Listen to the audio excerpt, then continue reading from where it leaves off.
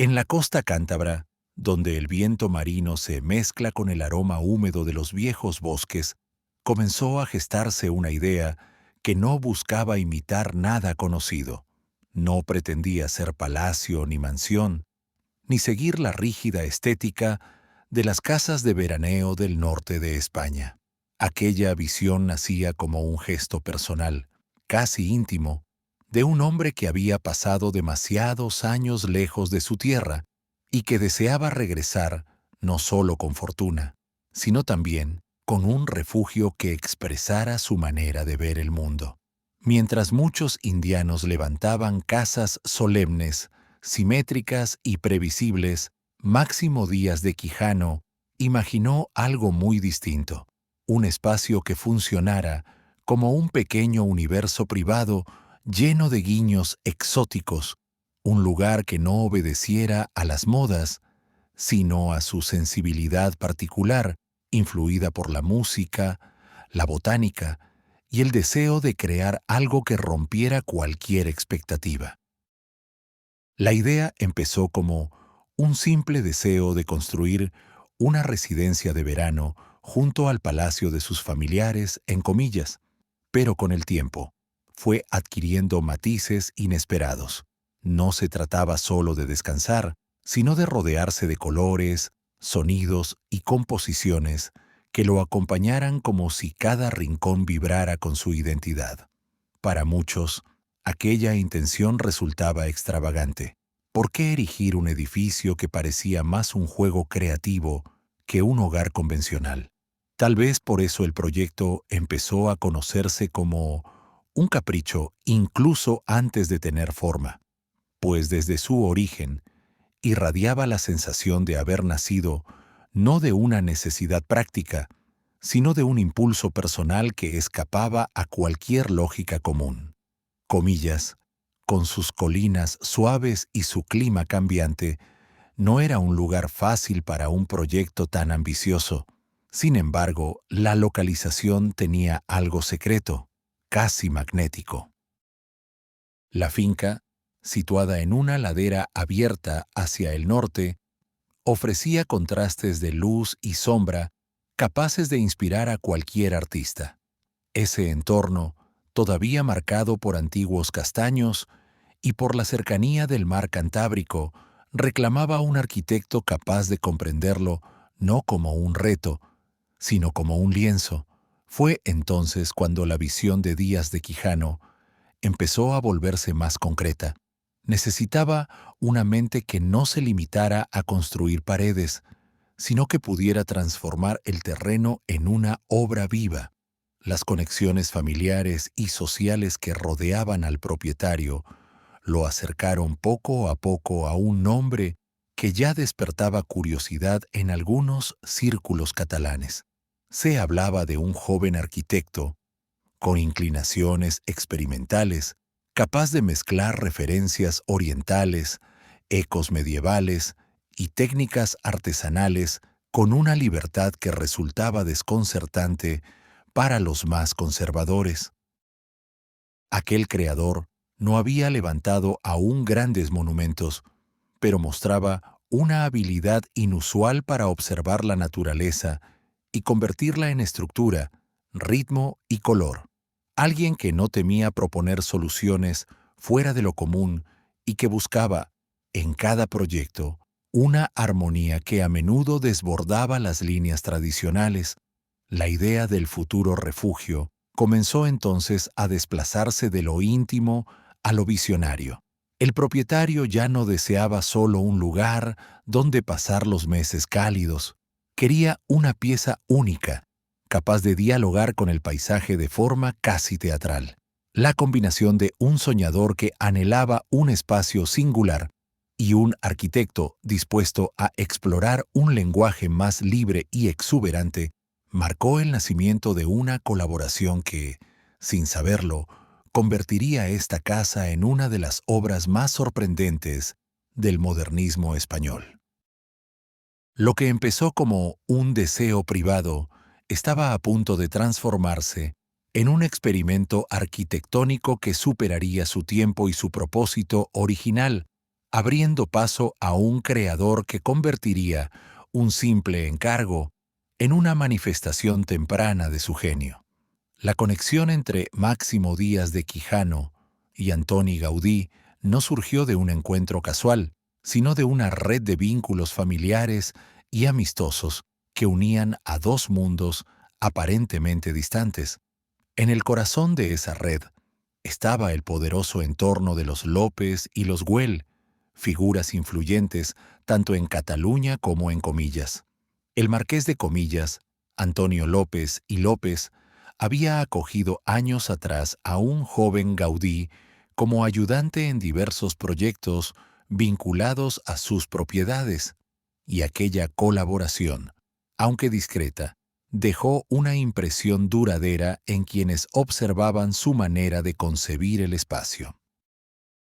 Cuando la familia necesitó orientar a Díaz de Quijano hacia un arquitecto capaz de materializar un proyecto fuera de lo habitual, el nombre de Gaudí surgió casi de inmediato, como si el destino hubiera estado preparando esa unión desde tiempo atrás.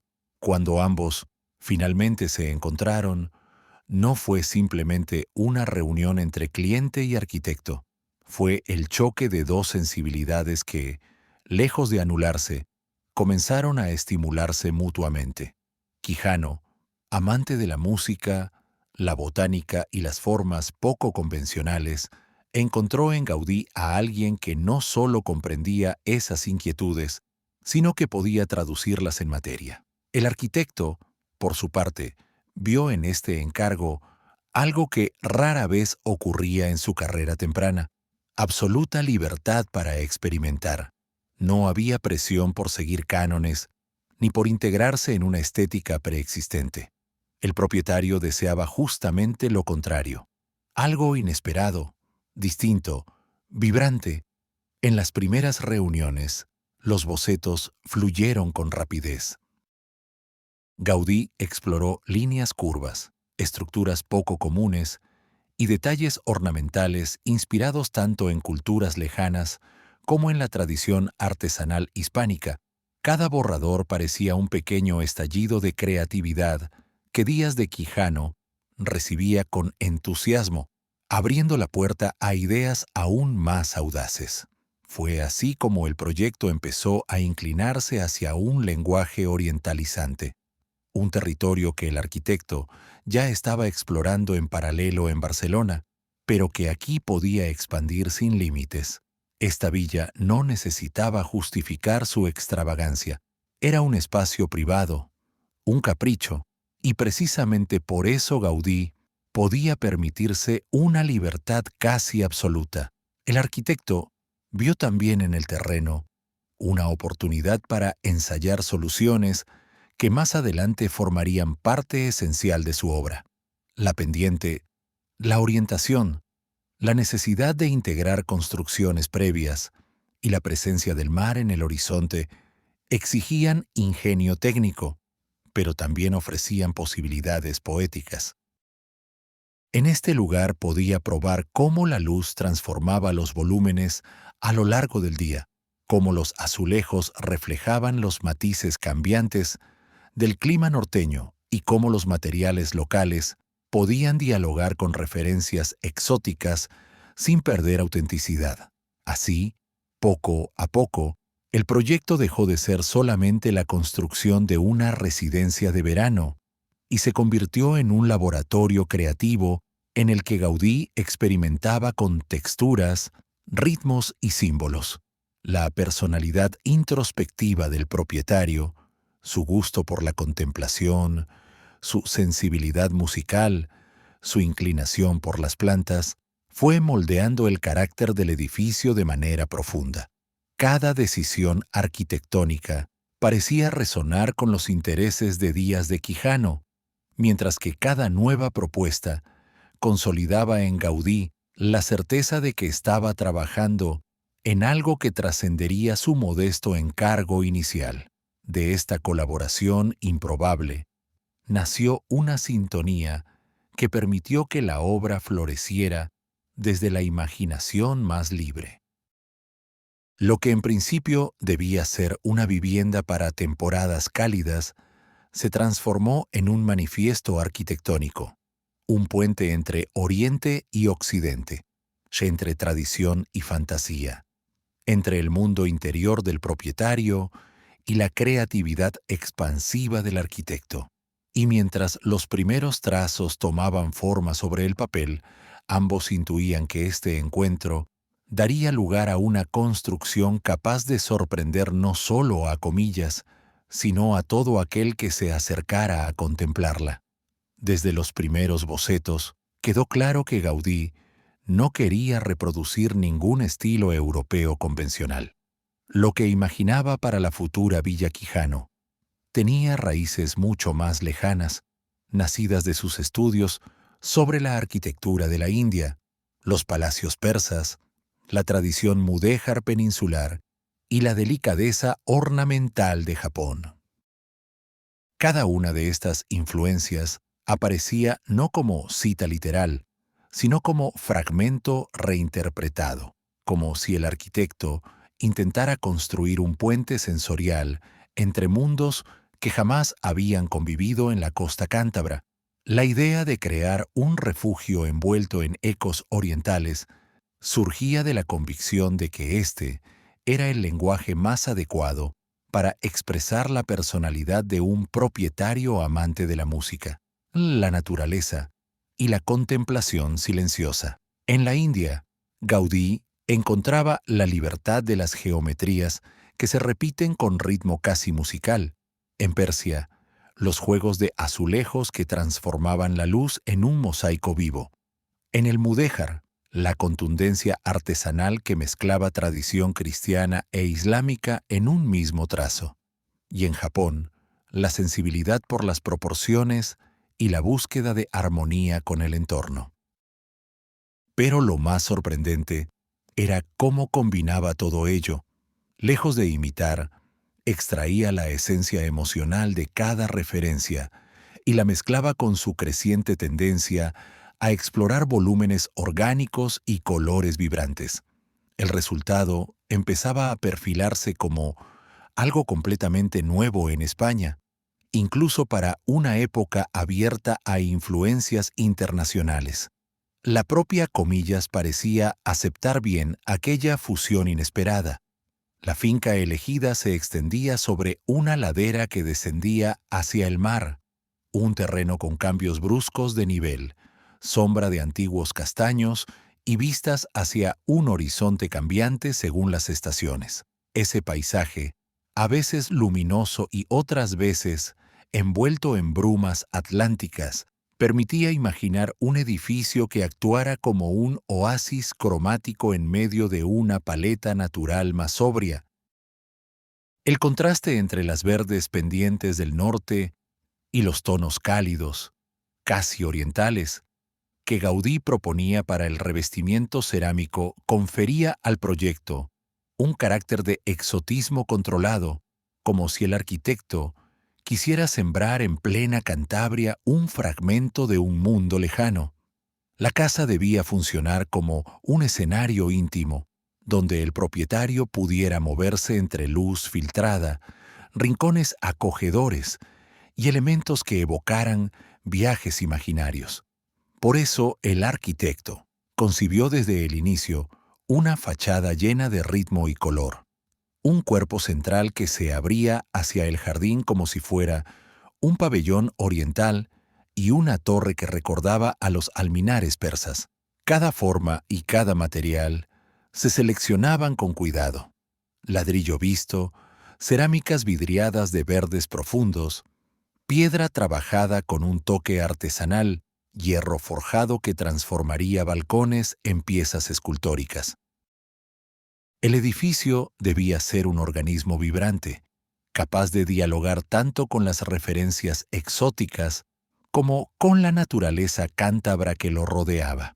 A medida que los planos se definían, Gaudí comprendió que esta obra sería una oportunidad para profundizar en sus propias inquietudes estéticas. El proyecto iba más allá del simple exotismo. se convertía en un experimento sobre cómo integrar culturas arquitectónicas diversas dentro de un entorno europeo sin que ninguna perdiera su identidad. Para un creador joven que todavía exploraba su lenguaje personal, esto representaba un desafío estimulante. Y para Díaz de Quijano, un hombre que buscaba un espacio íntimo que reflejara su espíritu curioso, era exactamente lo que deseaba. Con la visión ya consolidada y los materiales elegidos, el paso siguiente era inevitable. Tras meses de dibujos, cálculos y conversaciones que mezclaban técnica e intuición, llegó el momento de convertir aquel sueño orientalizante en una realidad tangible. Las tierras de la finca comenzaron a prepararse.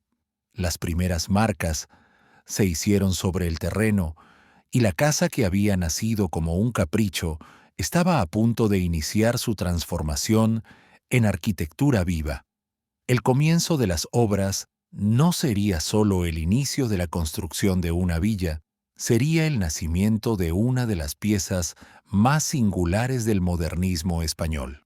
Antes de que la primera piedra tocara el suelo, el capricho ya existía en dos versiones paralelas, la del proyecto arquitectónico y la de una maqueta minuciosa que Gaudí elaboró para comunicar la complejidad del diseño.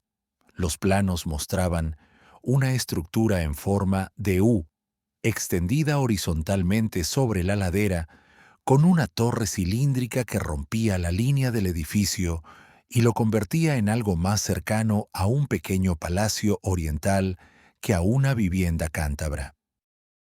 Sin embargo, fue la maqueta la que permitió entender la intención profunda del arquitecto.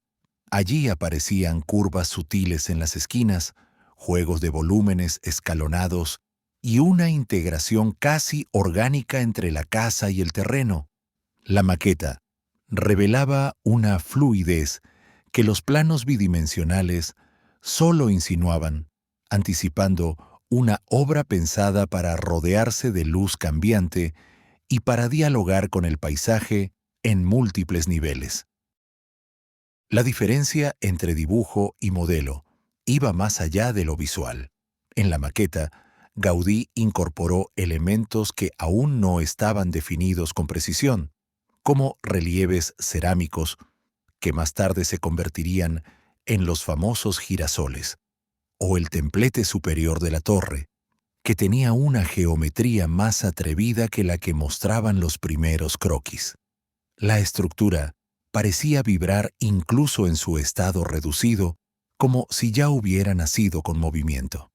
Esta maqueta se convirtió en la referencia principal para el equipo de obra, especialmente porque el propio Gaudí no permanecería en comillas durante todo el proceso.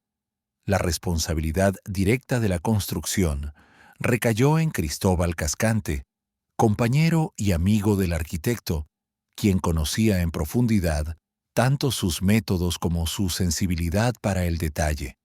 Cascante no era un simple ejecutor, era alguien capaz de interpretar la intención estética y técnica de Gaudí, incluso cuando los planos dejaban espacio para decisiones en el terreno. Su presencia garantizaba que la obra mantuviera coherencia con la visión original, pero también permitía resolver desafíos prácticos que aparecían debido a la inclinación del terreno, la climatología del norte y la necesidad de integrar edificaciones previas como el antiguo invernadero y el templete. Bajo su dirección, los cimientos comenzaron a adaptarse a la pendiente sin imponerse sobre ella, excavando lo necesario en la parte alta y reforzando muros en la baja para equilibrar la estructura, siempre con la presencia latente de la maqueta como guía tridimensional. A medida que la construcción avanzaba, los primeros detalles inusuales empezaron a aparecer en el paisaje. Los ladrillos se colocaban siguiendo ritmos que no respondían a la simple repetición convencional, sino a una cadencia visual que evocaba los patrones orientales estudiados por Gaudí. Los muros exteriores, aún sin revestimientos, ya insinuaban la alternancia de materiales: piedra con textura artesanal en la base, ladrillo visto en el cuerpo principal y espacios reservados para cerámicas que tendrían diseños florales, imposibles de confundir con cualquier estilo regional.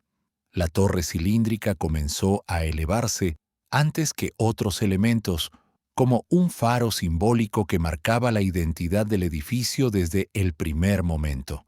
La obra generaba sorpresa en los habitantes de Comillas, acostumbrados a construcciones más sobrias.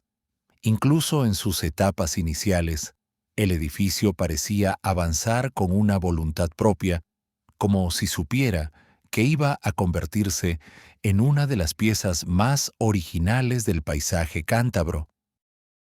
Los obreros, bajo la supervisión constante de Cascante, se enfrentaban a soluciones poco habituales: escaleras de caracol que nacían antes de que existiera el resto de la estructura, huecos preparados para balcones que no se asemejaban a ninguna referencia local y una volumetría que rompía cualquier esquema tradicional. Mientras cada nivel tomaba forma, el proyecto dejaba de ser un conjunto de ideas para convertirse en una presencia física sólida y detallada. Lo que empezó como un sueño exótico, trazado sobre papel y modelado en una maqueta de estudio, comenzaba a alzarse en el aire húmedo de Comillas, anunciando que las siguientes fases de la construcción revelarían aún más sorpresas y desafíos. La casa, todavía incompleta, ya anticipaba que su carácter final sería tan inesperado como el proceso que la había visto nacer. A medida que avanzaba la construcción, la villa comenzó a adquirir un carácter casi orgánico, como si fuera creciendo desde la propia tierra, en lugar de ser impuesta sobre ella. La forma en U, concebida por Gaudí desde las primeras fases del proyecto, no respondía solo a una decisión estética, sino a una estrategia para abrazar el terreno pendiente y organizar la vida del edificio en torno a un eje natural de luz y temperatura. Los dos brazos laterales se extendían con movimientos suaves, sin rigidez geométrica, mientras el cuerpo central actuaba como punto de encuentro entre interior y exterior. Desde ciertos ángulos, el conjunto parecía abrirse al paisaje como si invitara al visitante a entrar en un pequeño universo privado. La línea horizontal dominaba el diseño, creando una sensación de estabilidad que contrastaba con la verticalidad audaz de la torre cilíndrica. Mientras los muros se alargaban siguiendo la topografía, la torre empezaba a elevarse con una presencia que desafiaba la serenidad del resto del edificio. Su forma de minarete persa, delicada, esbelta, inesperada, añadía un elemento de tensión visual que daba a la casa un perfil inconfundible. No era simplemente un mirador, era un gesto arquitectónico que conectaba el edificio con el cielo, un faro simbólico que sobresalía por encima de la masa vegetal de la finca y que comenzaba a convertirse en el elemento más reconocible del conjunto. Lo extraordinario era cómo esta torre no parecía un añadido, sino una prolongación natural del viejo templete previamente existente en el terreno. Gaudí decidió integrar esa estructura anterior como base del nuevo alminar, dándole una segunda vida y al mismo tiempo un nuevo significado. La unión entre ambos componía un diálogo entre pasado y presente, un gesto de respeto hacia la historia del lugar que hacía que la villa no surgiera desde cero, sino como una evolución del paisaje construido. Ese mismo criterio se aplicó al invernadero, que formaba parte de la finca antes del proyecto y que el arquitecto transformó en el corazón luminoso de la casa, conectado con el distribuidor interior que articulaba la planta noble. El edificio crecía con coherencia. La forma en U permitía aprovechar cada orientación según la hora del día. La torre marcaba un punto de referencia visual ineludible y las antiguas estructuras se diluían dentro del conjunto, reformuladas como componentes esenciales de la nueva arquitectura. Cada parte aportaba una función, pero también una identidad estética que convertía el conjunto en algo más que una simple residencia. Desde el jardín se veía cómo las curvas de las fachadas suavizaban la volumetría, cómo los volúmenes semicirculares añadían capas de profundidad y cómo la disposición de las ventanas insinuaba un juego futuro de luz y color. El aspecto exterior empezaba a anunciar la riqueza decorativa que vendría después.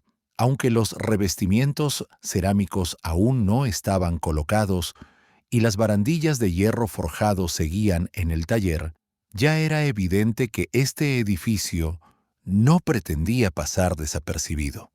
Los huecos reservados para los paneles cerámicos marcaban ritmos casi musicales sobre los muros.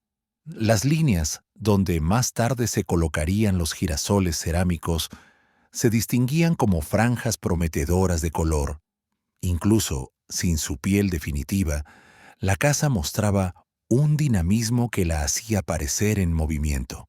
Con el esqueleto arquitectónico definido y las proporciones ya visibles, se acercaba el momento en que la villa empezaría a llenarse de color, textura y brillo. El siguiente paso sería envolver esta estructura viviente en un manto de cerámica, hierro y piedra que transformaría su presencia por completo, preparando el camino para la fase más expresiva de la obra.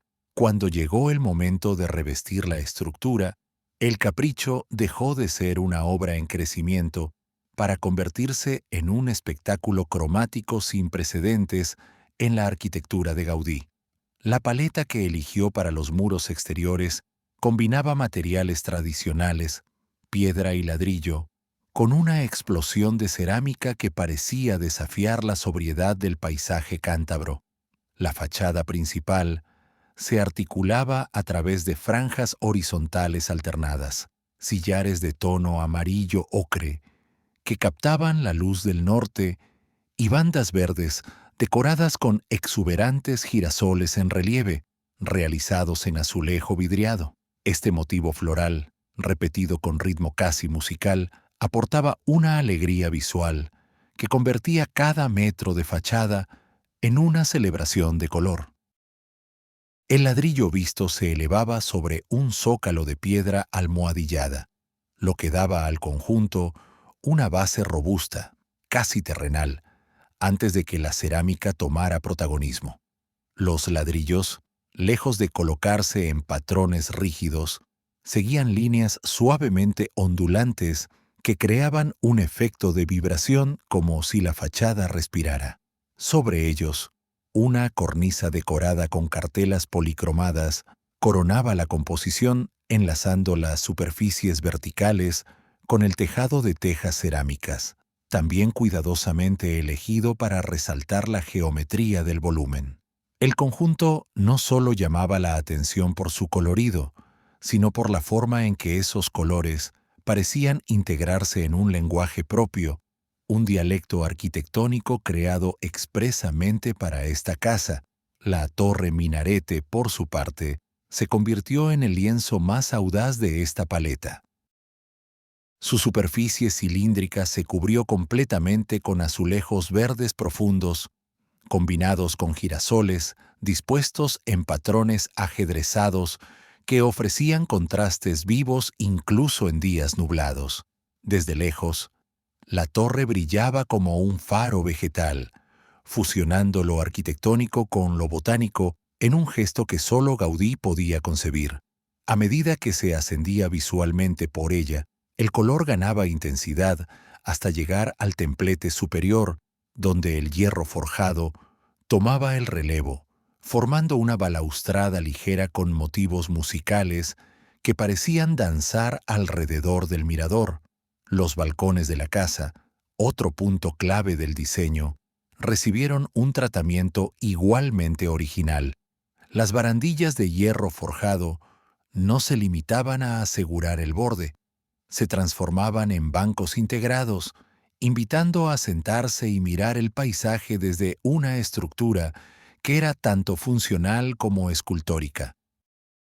Encima de ellos, ligeras pérgolas metálicas completaban la composición, creando sombras caprichosas que cambiaban según la hora del día. Este juego entre utilidad y fantasía definía gran parte del carácter exterior del edificio, donde cada detalle parecía tener una doble vida, una práctica y otra poética. El uso de la cerámica en general respondía a una intención que iba más allá del simple decorativismo.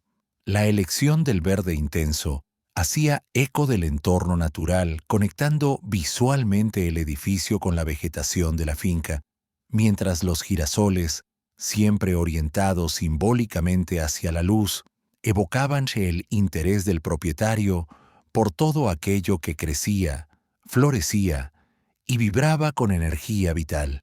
La combinación de piedra y ladrillo aportaba estabilidad, pero la cerámica añadía una dimensión emocional que convertía la villa en un objeto casi festivo. Incluso las curvas en las esquinas de las fachadas suavizaban la silueta del edificio, haciéndolo parecer menos un conjunto de muros y más una figura en movimiento. Sin embargo, detrás de la exuberancia visual, se ocultaban significados más profundos. Los motivos solares repetidos no eran solo adornos, aludían a la fascinación de Díaz de Quijano por la luz y su relación con la música, pues para él ambos fenómenos compartían un mismo principio: vibración. Los colores y patrones del exterior no eran meros caprichos ornamentales, sino claves visuales que revelaban los gustos, obsesiones y aspiraciones del propietario. Lo que para un observador casual podía parecer una simple fantasía floral era, en realidad, un lenguaje íntimo incrustado en la fachada.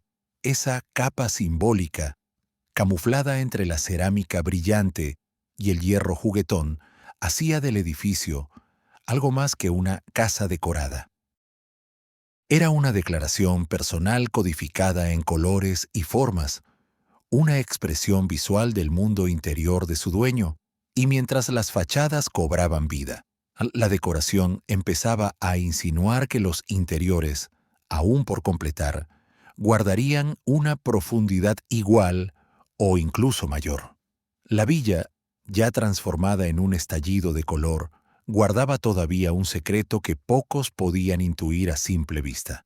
Era una casa que no solo se contemplaba, sino que también parecía sonar. Gaudí, atento a las pasiones de Díaz de Quijano, incorporó en el edificio un conjunto de guiños musicales tan sutiles como ingeniosos, convirtiendo la arquitectura en una especie de partitura tridimensional. Esta dimensión sonora empezaba ya en los exteriores, en donde los ritmos repetitivos de ladrillo, cerámica y girasoles se organizaban como si fueran compases.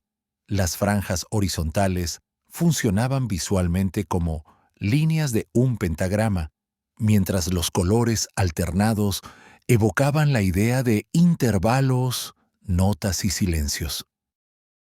Pero la música del edificio no se limitaba a una metáfora visual.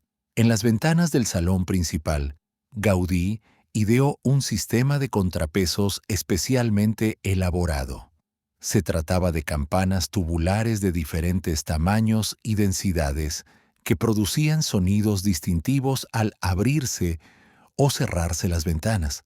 Cada movimiento generaba una vibración clara y suave, como si la casa respondiera con un pequeño acorde a la acción humana. Estos mecanismos no eran visibles para el visitante casual, pero formaban parte de la experiencia sensorial del hogar, recordando constantemente al propietario que su refugio estaba diseñado para dialogar con él. La torre minarete también participaba en esta sinfonía arquitectónica. Sus barandillas de hierro forjado, decoradas con claves de sol y figuras inspiradas en notas musicales, no funcionaban solo como ornamento, eran una afirmación simbólica de que, para Gaudí y para Díaz de Quijano, la música no se relegaba a una sala específica de la casa, sino que impregnaba todo el conjunto. El alminar, visible desde casi cualquier punto del jardín, actuaba como una especie de batuta silenciosa, marcando el ritmo vertical ante la horizontalidad de la planta en U. Desde lo alto del mirador, el visitante tenía la sensación de encontrarse sobre el punto más melódico de la construcción, donde la arquitectura parecía respirar al ritmo del paisaje. Incluso los balcones, con su doble función como bancos, tenían una lectura musical. Sus líneas curvas, la delicadeza de los soportes y la ligereza de las pérgolas superiores creaban un juego de sombras que cambiaba a lo largo del día como si fueran variaciones en una misma melodía. La casa nunca ofrecía exactamente la misma imagen. La luz, reflejada sobre la cerámica o filtrada a través del hierro, modificaba constantemente la atmósfera, produciendo una sensación de movimiento continuo. Pero la verdadera profundidad musical del edificio no residía únicamente en los detalles externos, sino en la intención que había detrás de ellos. Para Díaz de Quijano, la música era una forma de orden, una estructura emocional que acompañaba su vida y sus aficiones. Gaudí tradujo ese mundo interior en elementos que podían sentirse, tocarse y escuchar de manera discreta, creando una casa que se comportaba como un instrumento silencioso, esperando a ser activado por la presencia humana. Cada componente, desde un relieve floral hasta una barandilla metálica, parecía participar de un mismo ritmo interior. A medida que uno se acercaba a la entrada principal, este carácter musical comenzaba a servir como puente hacia lo que esperaba dentro. El vestíbulo, el salón, la galería y todas las estancias estaban concebidos para acompañar diferentes momentos del día, igual que los movimientos de una composición. Nada estaba distribuido al azar. La orientación, la luz, los materiales y los espacios de circulación estaban pensados para una persona que apreciaba los matices, el equilibrio y la armonía. Con esta transición implícita, la villa invitaba a cruzar el umbral para descubrir su mundo interior, un mundo donde las ideas de ritmo, contemplación y disfrute se trasladaban a la distribución de las habitaciones, la relación entre estancias y las funciones que cada una debía cumplir en la vida cotidiana del propietario. La arquitectura exterior había mostrado su música. Ahora era el turno de los espacios internos de revelar cómo esa sensibilidad continuaba en cada rincón. Al atravesar la entrada, la distribución interior revelaba que esta casa no había sido pensada para una familia ni para reuniones sociales constantes, sino para un solo habitante que buscaba un refugio hecho a su medida. Cada estancia respondía a las rutinas, preferencias y silencios de Díaz de Quijano, como si Gaudí hubiera trazado un mapa emocional más que un simple plano arquitectónico. El recorrido empezaba con un vestíbulo de planta hexagonal, compacto pero solemne, que actuaba como núcleo de circulación entre las tres plantas. Desde allí, el visitante podía intuir que el edificio seguía un orden relacionado directamente con el movimiento del sol, una organización que daba a cada espacio un momento preciso del día. Las estancias destinadas a actividades matutinas Se orientaban hacia el sur para recibir la luz temprana que calentaba suavemente el interior. Por la tarde, el propietario se desplazaba hacia las salas orientadas al poniente, donde el sol descendente teñía de tonos cálidos los artesonados de madera y los suelos de parqué. En verano, cuando las horas de luz se extendían y el calor aumentaba, las zonas del norte ofrecían un interior fresco y equilibrado, un respiro perfecto durante los días más largos. Esta lógica solar, tan poco habitual en residencias convencionales del norte de España, convertía la villa en un organismo que respondía a los ritmos naturales con la misma precisión que un reloj. Uno de los espacios más sorprendentes era el salón principal, concebido con doble altura y una proporción que rompía cualquier expectativa. Su amplitud vertical creaba una atmósfera de ligereza que contrastaba con la escala relativamente contenida del resto de la casa.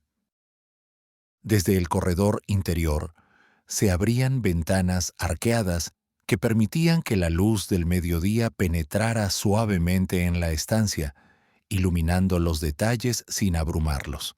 Todo en este salón, sus balcones con bancos de hierro, sus ventanales de guillotina, la intención original de incluir una cubierta acristalada, hablaba de un lugar destinado tanto a la contemplación como al disfrute pausado, un espacio donde el propietario podía experimentar una sensación de amplitud sin abandonar la intimidad. Pero la habitación que mejor revelaba la personalidad de Díaz de Quijano era el dormitorio principal, mucho más grande que lo habitual y con una luminosidad privilegiada. Este espacio estaba pensado como un santuario privado, un universo dentro del universo. Sus ventanales hacia levante y mediodía ofrecían una entrada generosa de luz, mientras que la terraza exterior permitía al propietario observar el paisaje sin abandonar su espacio íntimo. La compleja estructura del techo, con vigas cruzadas y remates decorativos, añadía un nivel de detalle que hablaba de alguien que valoraba tanto la belleza como el recogimiento. Era un dormitorio concebido no solo para descansar, sino para pensar, leer, observar, existir con calma. El invernadero, situado en la parte interna de la U, cumplía una función esencial tanto práctica como simbólica. Era el corazón térmico de la casa, regulando la temperatura al absorber calor durante el día y liberar suavidad térmica durante la noche. Para el propietario, aficionado a la botánica, este espacio representaba un pequeño refugio vegetal donde podía rodearse de plantas, luz filtrada y silencio. Además, el corredor que rodeaba el invernadero articulaba la planta noble como si fuera un paseo interior diseñado para que cada estancia se descubriera gradualmente, nunca de manera abrupta. Esta planificación, tan íntimamente ligada al modo de vida de un solo habitante, convertía a la villa en un retrato arquitectónico de su propietario. Meticuloso, sensible, amante del detalle y de los ritmos naturales, con las funciones distribuidas según la luz, las alturas variando según la experiencia deseada, y los espacios privados, tratados con una delicadeza inusual. La casa cumplía su propósito como refugio personal antes incluso de recibir su ornamentación final. Y precisamente, cuando uno empezaba a comprender esta lógica interna, aparecía el siguiente nivel de complejidad: la decoración, la madera tallada, los vitrales, la cerámica, los motivos vegetales y ornitológicos daban forma a un interior cuya riqueza superaba incluso la fantasía exterior. Cada estancia estaba a punto de revelar cómo Gaudí transformó el universo íntimo del propietario en una obra total, donde cada detalle era un gesto narrativo y cada material una extensión de su identidad. Dentro de la villa, la atmósfera cambiaba por completo. Si el exterior era un estallido cromático que jugaba con la luz del Cantábrico, el interior se percibía como un refugio cuidadosamente afinado para el descanso, la contemplación y la calma.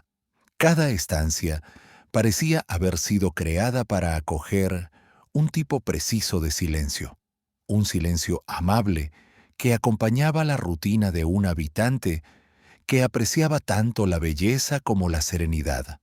El recorrido comenzaba con un vestíbulo revestido de madera cálida, donde el artesonado del techo formaba un entramado geométrico que guiaba la mirada hacia arriba, suavizando la transición entre el mundo exterior y el universo íntimo del hogar. Allí, la luz filtrada por una vidriera con motivos vegetales teñía el espacio de tonos suaves, como si invitara a dejar atrás cualquier ruido mental antes de avanzar. Las salas interiores se sucedían como estaciones de un viaje luminoso. La sala de visitas, cubierta casi por completo en madera y adornada con patrones geométricos, actuaba como un espacio de transición entre lo formal y lo cotidiano. No imponía distancia, más bien ofrecía una calidez silenciosa que preparaba al visitante para ingresar en las estancias más expresivas. Cada superficie, zócalos, marcos, puertas, techos, mostraba el talento de los artesanos que colaboraban con Gaudí, capaces de convertir un simple panel de madera en un paisaje minuciosamente tallado de líneas, hojas y pequeñas insinuaciones vegetales. El gran salón, uno de los espacios centrales de la casa, desplegaba un equilibrio sorprendente entre amplitud y recogimiento. Su doble altura permitía que la luz circulara libremente, rebotando en las vigas superiores y descendiendo suavemente hacia el suelo. Las ventanas de guillotina, equipadas con sus contrapesos musicales, añadían una dimensión casi teatral al movimiento de la luz. En la zona interior, los arcos soledizos que daban al corredor filtraban el resplandor del mediodía y creaban un juego de luces que se desplazaba lentamente por las paredes y el suelo a medida que avanzaba la tarde. Este salón, aunque luminoso, conservaba una sobriedad buscada, un equilibrio que evitaba cualquier exceso decorativo para mantener la esencia contemplativa que deseaba su propietario. La sala de juegos, una de las estancias más dinámicas de la casa, ofrecía un contraste marcado. Sus artesonados elaborados, decorados con flores talladas, dialogaban con cerámicas coloridas y una galería semicircular, inspirada en formas árabes que añadía un toque de exotismo lúdico. El parqué, cálido y vibrante, respondía a los pasos con una elasticidad suave, mientras los detalles ornamentales combinaban motivos animales y vegetales, como si la naturaleza hubiera sido invitada a participar en la vida cotidiana del hogar.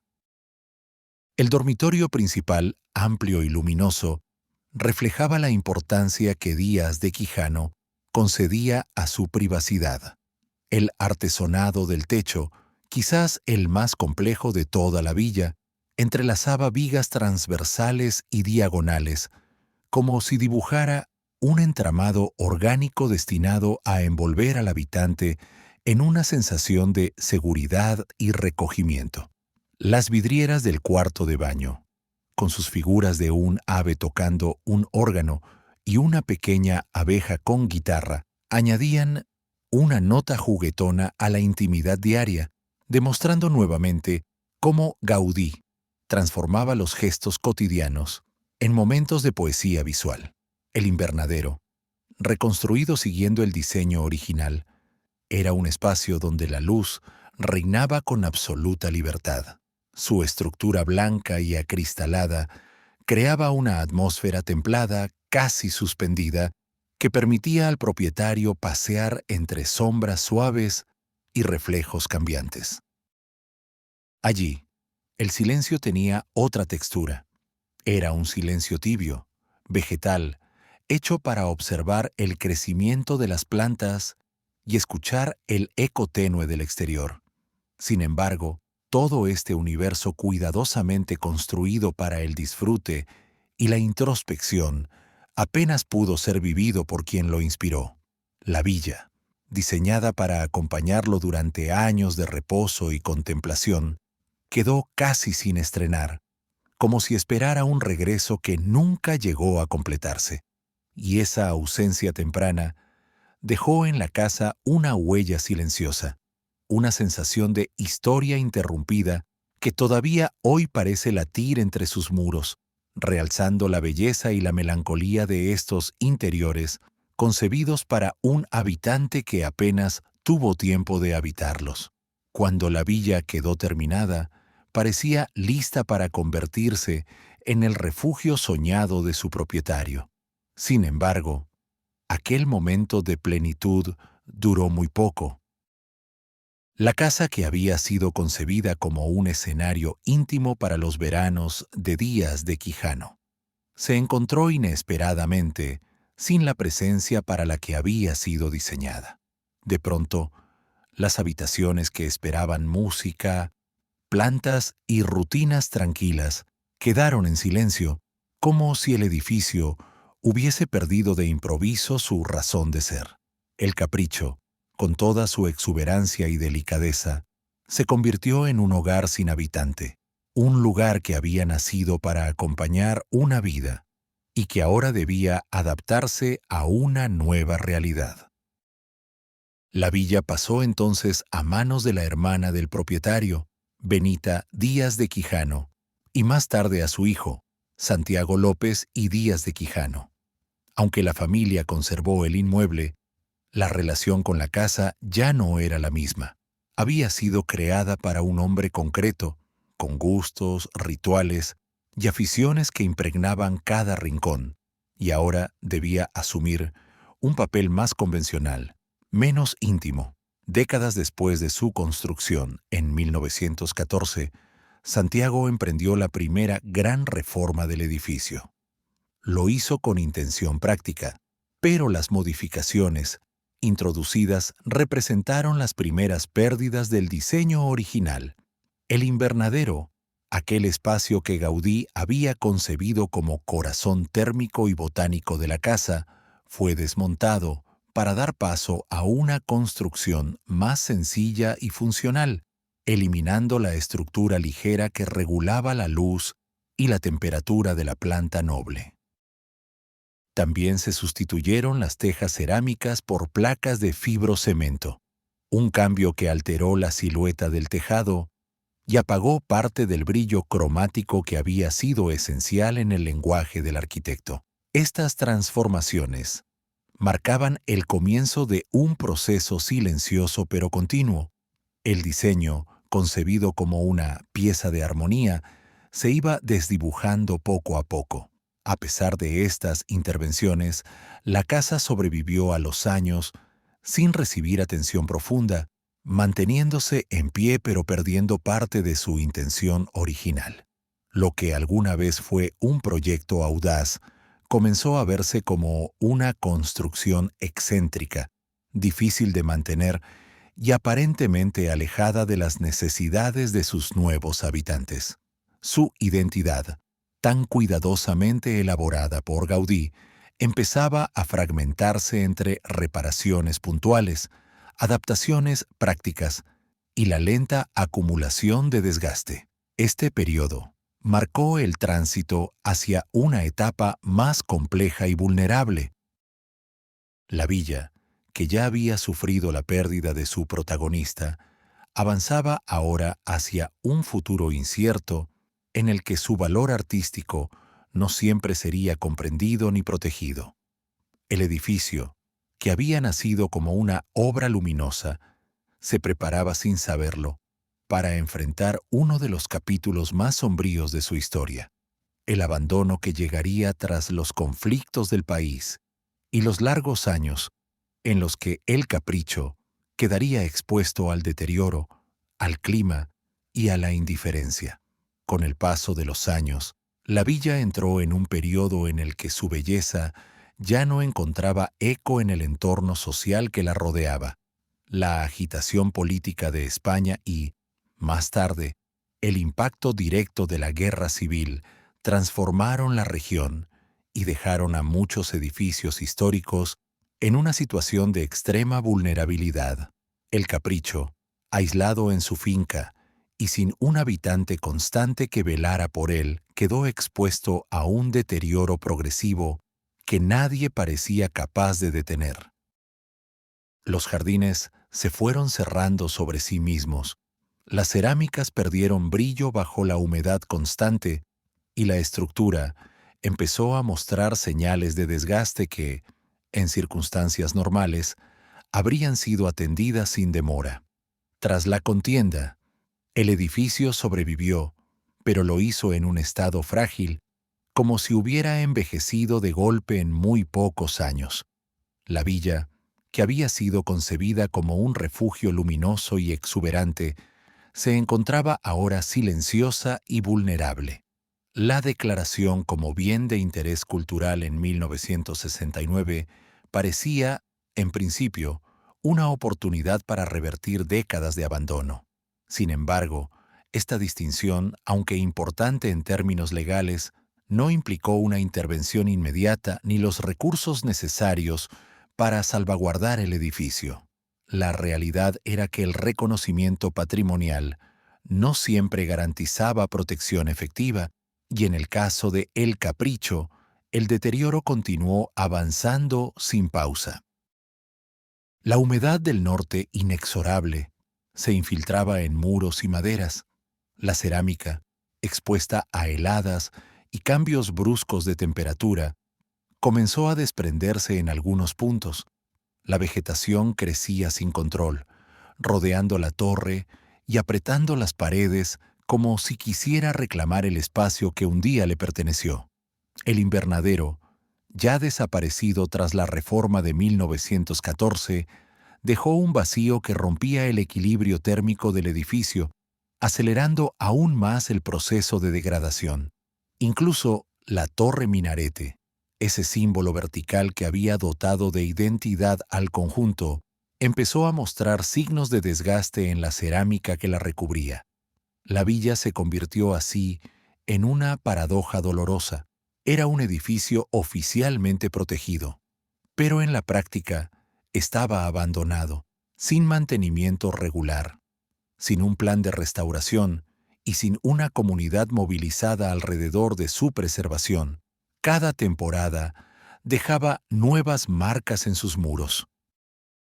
La gente del lugar conocía la casa, pero la percibía como un objeto extraño, hermoso y desconectado, que parecía pertenecer más a un pasado romántico que a la vida cotidiana del pueblo. Hacia mediados de los años 70, surgieron ideas que mostraban hasta qué punto el edificio se encontraba en riesgo. Desde Reus, la ciudad natal de Gaudí, se propuso incluso trasladar el Capricho piedra por piedra, llevarlo a Cataluña para salvarlo del abandono. El planteamiento, tan radical como inviable, reflejaba un creciente temor. Si no se actuaba pronto, la villa podía quedar reducida a ruinas. Aunque el proyecto fue desestimado, dejó en el ambiente una sensación de urgencia, como si aquel intento desesperado hubiera sido una advertencia. El mensaje era claro: el tiempo se estaba agotando. Este periodo de silencio y deterioro marcó el punto más crítico en la historia del edificio. El Capricho, que había nacido como obra vibrante y exuberante, luchaba ahora por mantenerse en pie. Pero esa misma fragilidad iba a despertar finalmente la voluntad de salvarlo a cualquier precio, iniciando una nueva etapa en la que la casa, por primera vez en décadas, encontraría personas dispuestas a devolverle su dignidad y su luz. A finales de los años 60 y comienzos de los 70, Cuando el capricho seguía atrapado en una espiral de deterioro silencioso, surgió una idea tan audaz que parecía más cercana a una fábula que a un plan arquitectónico real. Desde Reus, la ciudad natal de Gaudí, comenzó a gestarse un movimiento que proponía trasladar la villa completa, piedra por piedra, cerámica por cerámica, hasta Cataluña, donde, según sus impulsores, el edificio por fin recibiría el cuidado y el reconocimiento que merecía. Era una propuesta extrema, motivada tanto por el miedo a perder la obra como por el deseo de recuperarla simbólicamente para el lugar donde Gaudí había nacido y formado su sensibilidad. El proyecto se presentó como una operación meticulosa. Se desmontaría el edificio con un sistema de codificación milimétrica, se transportarían sus piezas a más de 800 kilómetros de distancia, y allí se reconstruiría sobre un nuevo terreno, preservando la volumetría y la decoración original. La torre minarete, los girasoles cerámicos, los muros de ladrillo, los arcos y hasta los artesonados de madera serían cuidadosamente numerados para asegurar que cada elemento recuperase su posición exacta en la nueva ubicación. La propuesta se difundió entre instituciones culturales, asociaciones locales y defensores del patrimonio, generando un debate intenso sobre si aquella operación significaba salvar la obra o despojarla de su identidad. Sin embargo, a medida que se analizaban los detalles, la magnitud del traslado revelaba múltiples problemas. La estructura de la casa estaba profundamente ligada a la topografía de Comillas.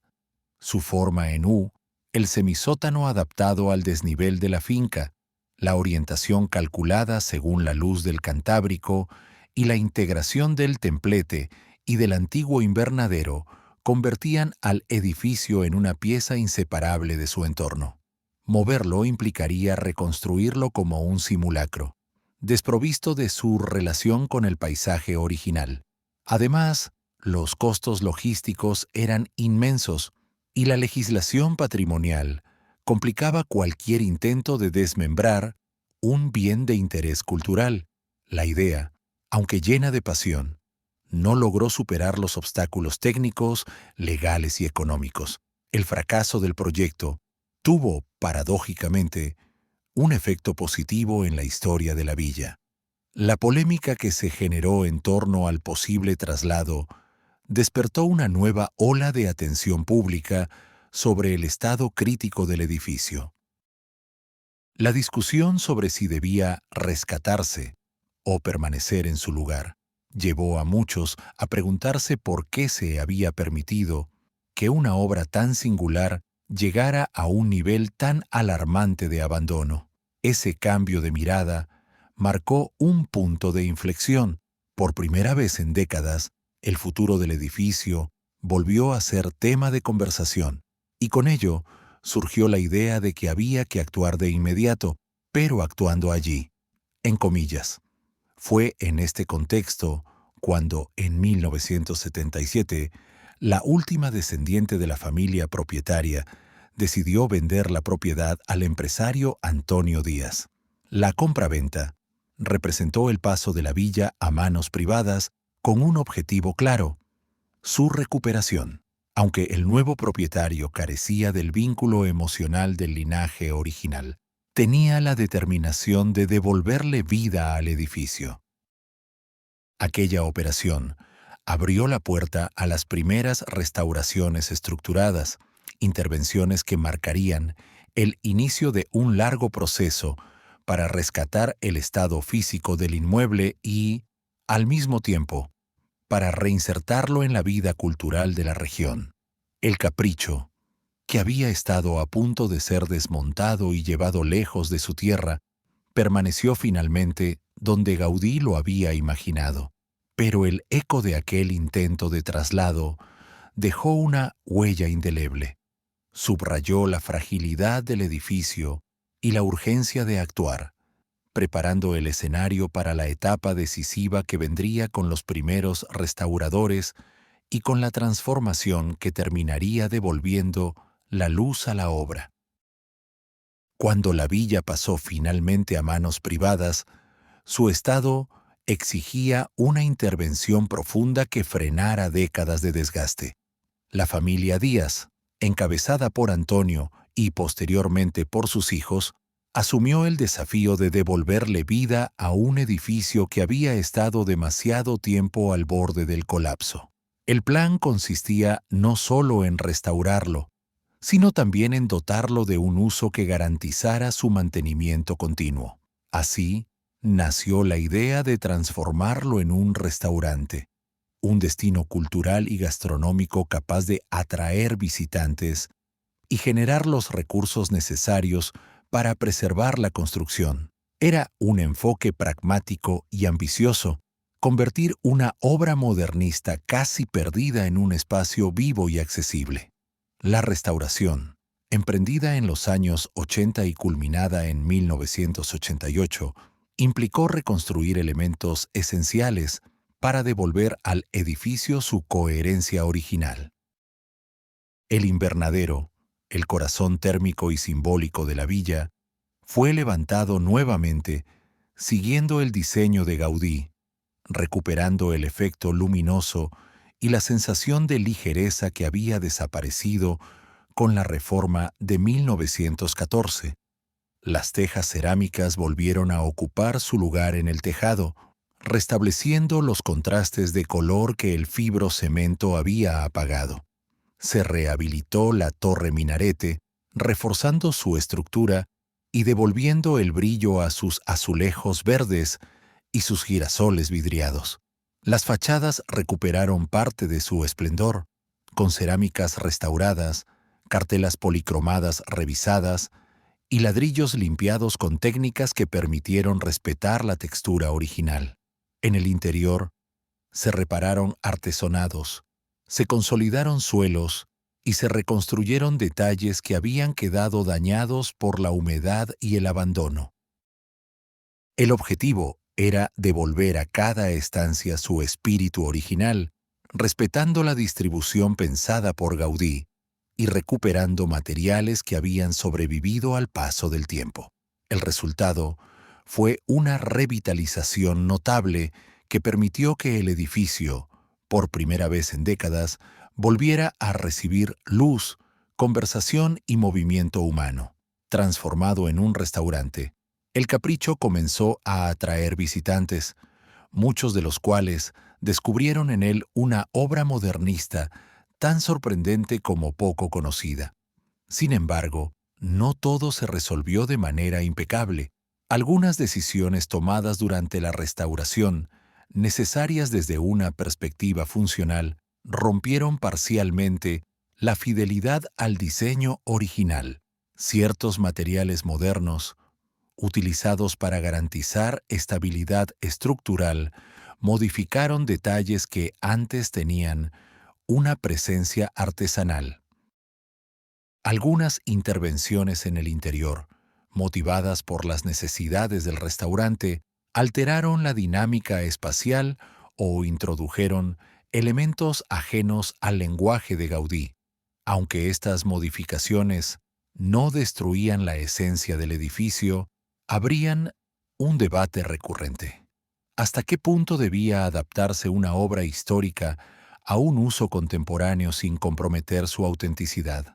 Estas tensiones entre fidelidad histórica y funcionalidad marcaron la restauración de 1988 como un paso indispensable, pero imperfecto, un renacimiento logrado a costa de concesiones inevitables.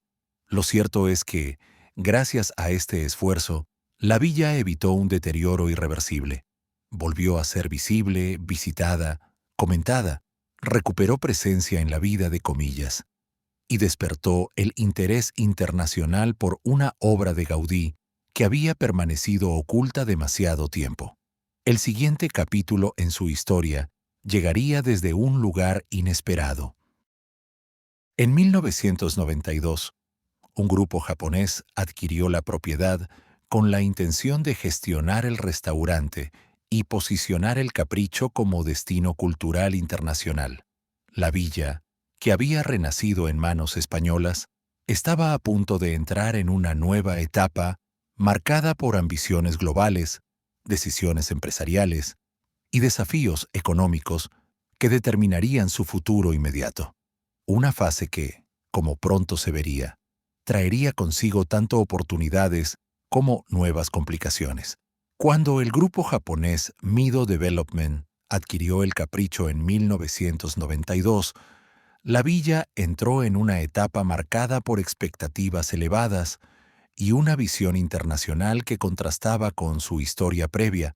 La intención de los nuevos propietarios era consolidar el restaurante como un destino cultural de prestigio, fusionando la singular arquitectura modernista con una experiencia gastronómica capaz de atraer visitantes de todo el mundo.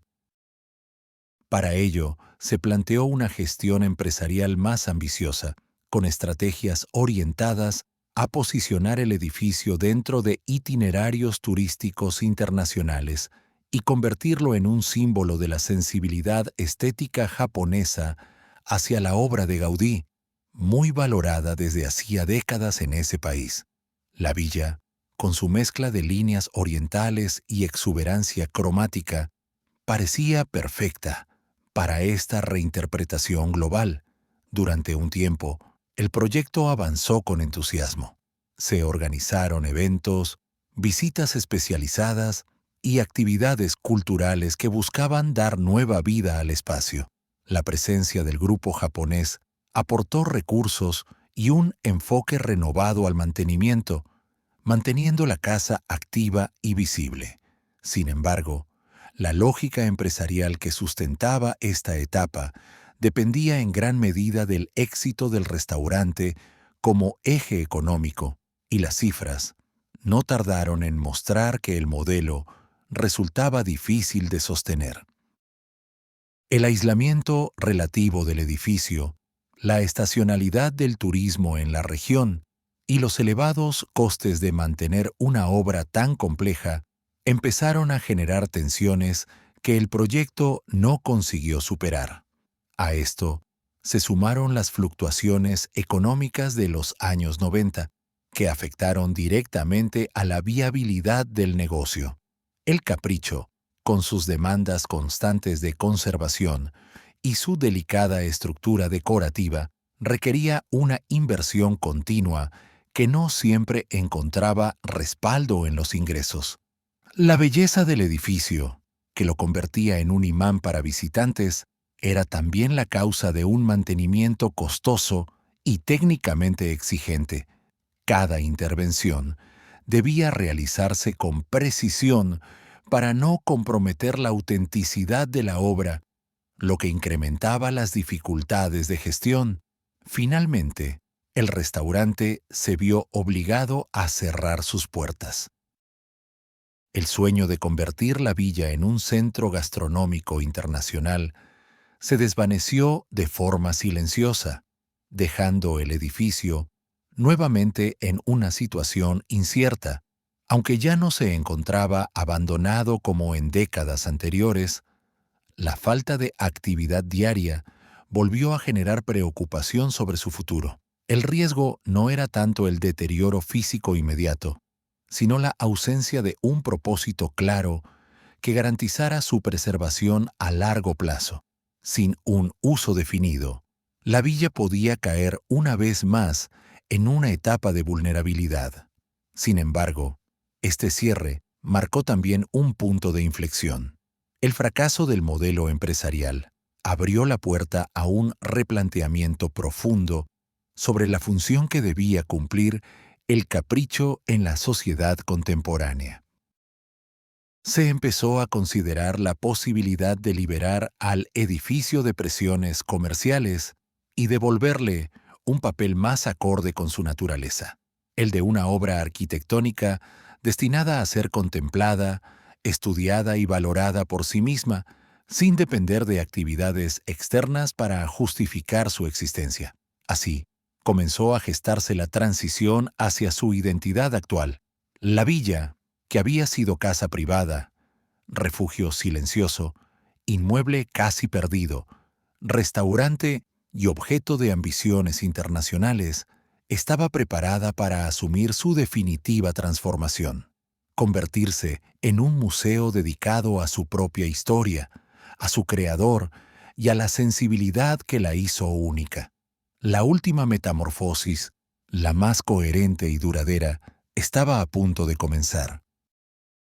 Cuando finalmente se decidió convertir el Capricho en un museo, el edificio pareció recuperar, por primera vez en su historia, la función para la que había sido creado sin que nadie lo advirtiera en su momento.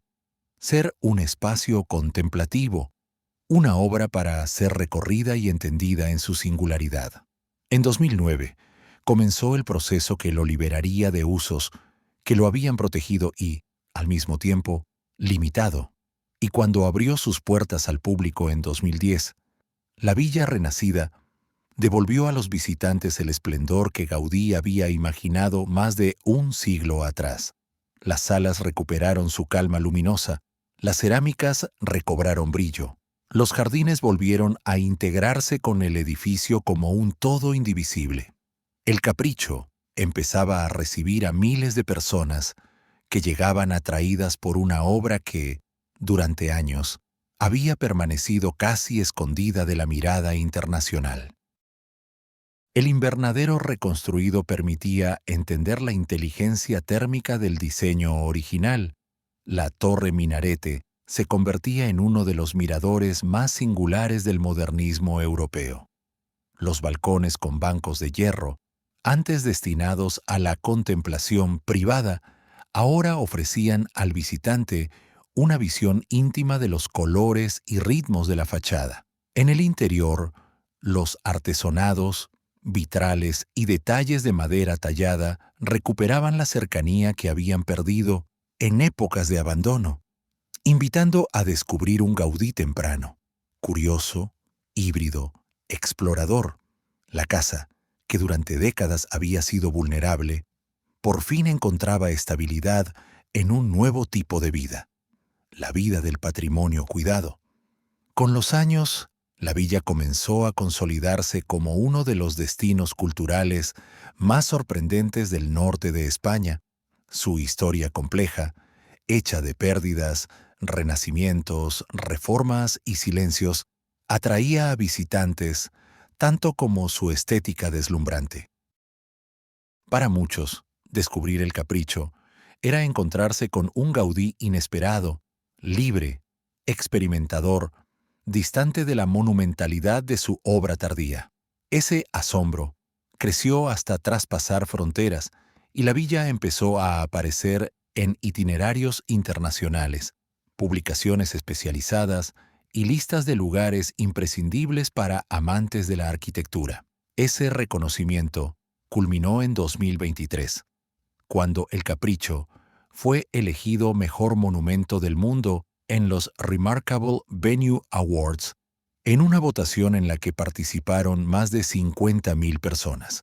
No era solo un premio, era la confirmación de que una obra casi perdida había logrado transformar su destino gracias al esfuerzo acumulado de restauradores, historiadores, visitantes y comunidades que habían aprendido a verla como un tesoro irrepetible.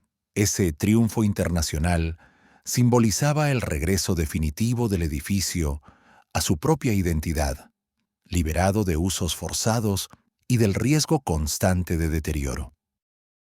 Hoy, el Capricho ya no es el capricho de un solo hombre, ni un proyecto experimental relegado a una esquina de Cantabria. Es un referente mundial, una pieza clave para comprender la evolución de Gaudí y un recordatorio de lo que puede suceder cuando una obra casi olvidada encuentra finalmente el lugar que merece. Allí, entre la luz cambiante del norte, los girasoles cerámicos que siguen brillando y la torre que continúa elevándose con elegancia, la villa, se ha convertido en un símbolo de resistencia y belleza. Un hogar que volvió a ser sí mismo. Un edificio que renació de todas sus ruinas. Un capricho que acabó transformándose con el tiempo en una leyenda.